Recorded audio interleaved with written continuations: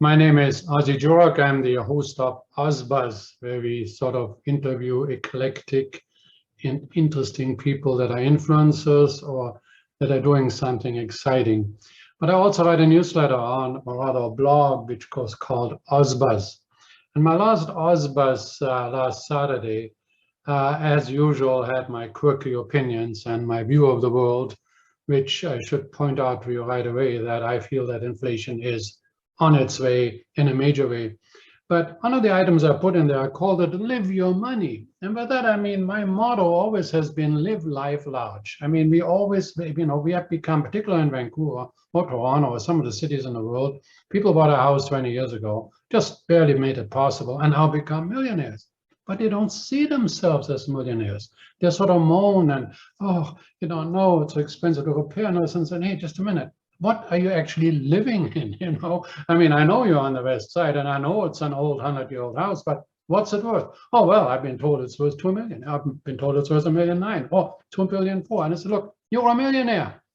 People say, no, I'm not. I mean, I can hardly make my payments. Well, then have your head examined. So I wrote a piece called Live Your Money. Now, it's a tongue-in-cheek opinion. Of course, it doesn't apply for anybody if you're totally in love with the house and all this kind of stuff. But I'm talking about the over 65 crowd.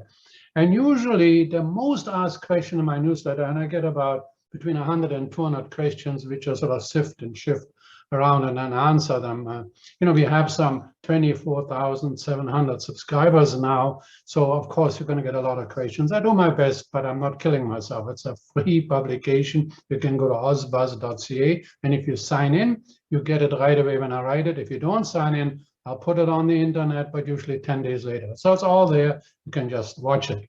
But anyway, so the main question always is, Ozzie, I have a house, such and such a place, North Vancouver, I have a house in Squamish, a house there.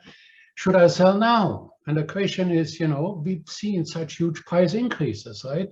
And so when I inquire, so what is it that you own? Well, it's a $2 million house, or I have $1 million there, or $4 million there, and I've owned it for years, and it went up $400,000 a year. Now you know why we don't have any new listings. They're all sitting on their houses thinking, gee, if I get out now, maybe I'm going to leave $200,000 on the table. Maybe it'll be worth more, and probably it will be worth more in 10 years. But I'm saying, look, is the house clear title? Yeah, that's not the problem.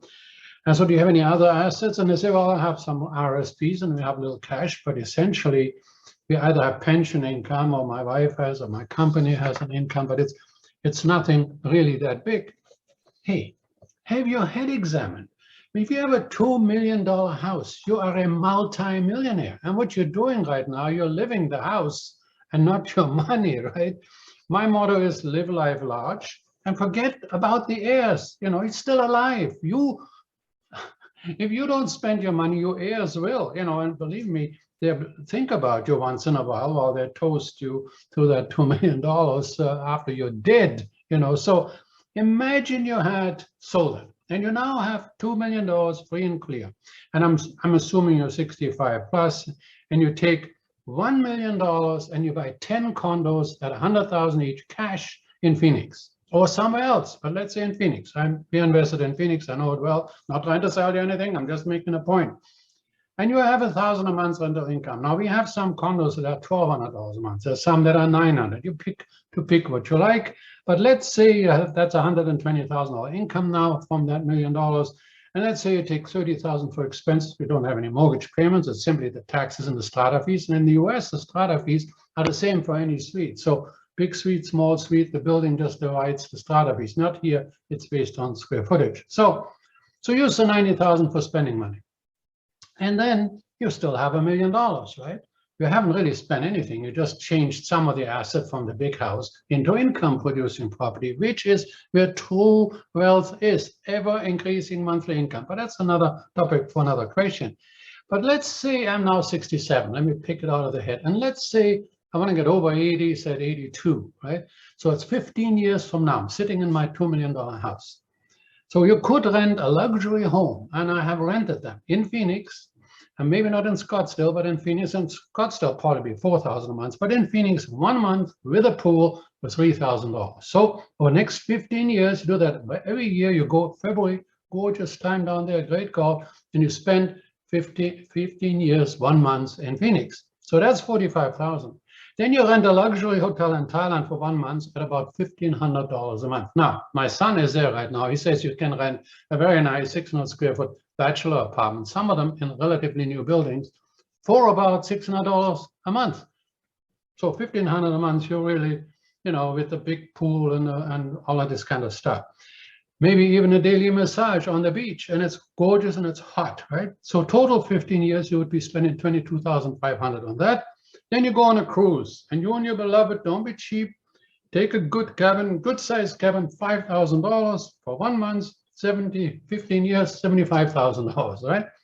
And then you rent, you go to Kimberley Manor, my favorite skiing place. We've been there for 15 years, and you can buy or rent a nice log home. Now I'm talking about a nice, it's not sort of a hut, we're talking 2,500, 3,000 square feet for about $3,000 a month, right? And the ski hill, you can enjoy the mountains and whatnot. That's another $3,000 a month for 15 years. That's another $45,000. Okay, now you're 82. And what's left over? You haven't worked for 15 years and spent $12,500 a year of your capital and $1,000 of your income. Or after 15 years, you have 187.5. Don't hold me to the exact numbers because I'm reading. But let's presume it's $90,000 a month of income after 15 years, and you have spent about 187.5. That means you have 825,000 left over from your $1 million. And the other $1 million that's in cash in Phoenix is likely gone up 100% in 15 years. It has in the past. All our condos 10 years ago in 2010, 2011, we were 45,000 and sold at 90. Now they're over 100. But around 100, likely it's 2 million. But even if it wasn't, it probably is worth $1.5 million, gone up 50% over 15 years. So you have 825 cash left over. You have $1.5 million in real estate left over. You actually have more money left over than what you started out with. And you haven't worked. And you have had 4 months of cruising, skiing, or walking on the hill, a month in Thailand and so on. Yeah, but Ozzie, what if it doesn't work out that way? I mean, what if what my condos don't go up in value? So what? You still have $1 million, you still have 825,000. That gives you $1,825,000 that you have left over after 15 years of not working. Well, what if inflation rises faster? Well, good, you participate in the condos down there. You could also what if forever, right? The point is understand that you have, by good fortune, not because you did anything good and you were particularly bright, but by good fortune, you bought a house, which I've been preaching for 30 years. And that house was 300,000, 400,000, whatever it was. You barely could afford it. But then for good fortune, to do nothing else, it went up to 2 million or 1.8 million or 2.2 or whatever it is. You had nothing to do with it. And now you're worried that it might go another 400, which you then mean another 400,000 that I don't have if I had waited. You haven't done anything with the $1.6 million that you have there now. So I'm just saying, Ozzie, I talked to you as in one particular, and you know who you are. You know, he took me to task one year when I came up with that. And he said, Ozzie, I'm still in my house on the west side. If I had listened to you in 2015, I would have sold. It was worth 2 million then. Now it's worth 3 million. I would have lost all that money. But first of all, you haven't lost anything. You're still in the same house. And if you stay there another year and it's worth another million, you still haven't done anything and you're going to die. You know, you're not particularly smart. But the thing is, okay, you were 72 then, you particular fellow that also of German nature. You're now 78 years old from 2015 to 2021. You missed 6 years of 2 months in Thailand, or 1 month in Thailand, 6 years of 1 month in a mountain chalet, 6 years of 1 month cruising, and 6 years, 1 month in Phoenix. And your investment condos in Phoenix went from the then 60,000 to 100,000. I mean, listen. Life is in the living. Consume some of your enormous good fortune. Most people in the world haven't had this fortune. You're sitting there moaning, I can't pay the taxes and this and that, right? You could even give $10,000 to charity every year, and that still be, you still would have over $700,000 left over at 82. And now, of course, you're going to live till 100. Fine, I understand. You don't have to think about that. The reason why I'm doing this video is I have never, ever in my 2 years of writing OzBuzz as a blog, and before 23 years of writing a newsletter. I've never had the kind of response that I had to this. This week has just been nuts, you know. Ozzie, I've had, I actually have $3 million home and we have a hard time to pay the taxes. My wife and I have been reading your item over and over all night. No matter how we look at it, we are crazy. Yeah, it's a realization. He's sitting on $3 million, $3 million tax-free dollars still. Another one is my wife just turned 71. We only have a $1 million home. Only. We forget, but it was $600,000 in 2015. It's not only, it's $1 million. We understand that. When we take pen to paper with living life large ringing on our ears, we could do part of this and now. Here's another one. Okay, maybe I don't go 4 months, but I could actually spend 2 months in Hawaii and have still the same money left over. Then there's another one. Hi, Mom, read this. It's a concerned daughter. Now, unlike most heirs who don't want their parents to read this, they want them to spend their money. And then finally, there's one, and there's a whole bunch more, but this one is relevant. In light of the fact that our capital gain may become taxable, everything points that way, and politicians are liars. You make even more sense. And that, of course, is the thing that I've been arguing about. We're going to be looking for a lot more money to put taxes on. We're looking for a wealth tax, which the NDP is pushing the Liberals to do. And whatever the government does, we have outlived all of our governments. And we're in a democracy, and I support that 100%. But the point is, taxes are going to be real. And that taking away a tax exemption, or at least cutting sharply into it, is quite likely going to happen.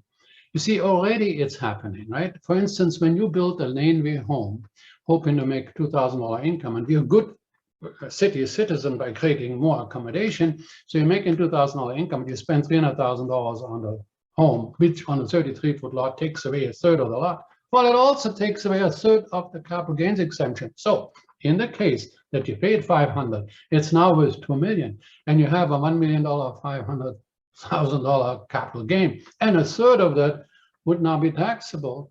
It might cost you $200,000 to have built your laneway home. So think about what you're doing, think it through, and think well, and say, thank you, dear Lord, for making this possible. And don't moan and don't groan, just look at yourself. What would a multi-millionaire with $2 million cash do? He wouldn't be staying back in that 100-year-old wartime bungalow. All right, have fun. You can give me your comments, see how you feel down in the text. And we're also going to be launching a question and answer session on YouTube. Go to youtube.com/Jurock video. We're going to rename it, but right now it's Jurock video. You can actually see my videos from 10 years ago where I told you to buy houses in the same vein as I'm doing now. Arrivederci.